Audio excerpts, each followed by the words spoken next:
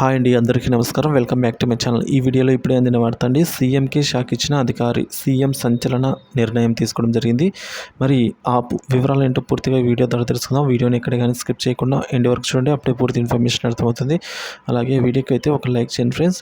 ఇక విషయానికి వచ్చినట్లయితే ఆంధ్రప్రదేశ్ ప్రజలు ఇప్పుడు మారిన చంద్రబాబు నాయుడు గారిని చూస్తున్నారు. ఆయన చేసే పనులు, చేస్తున్న కార్యక్రమాలు ప్రజలకు నచ్చుతున్నాయి.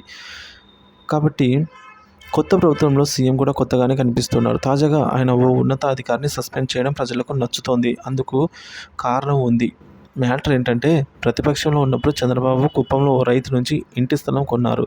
అయితే స్థలాన్ని అమ్మే ముందు సర్వే జరిపించమని రెవెన్యూ డిప్యూటీ సర్వేయర్ను కోరారు ఆ రైతు. కానీ ఆ సర్వేయర్ లంచాల తిమ్మింగలం అన్నమాట.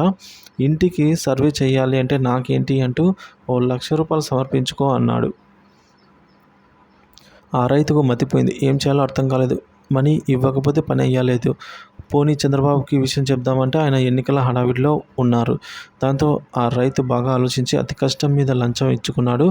ఇప్పుడు కట్ చేస్తే మొన్న చంద్రబాబు కుప్పం వెళ్ళారు. ఆ సమయంలో ఆ రైతును కలిశారు. అతను దిగులుగా ఉండటం గమనించారు.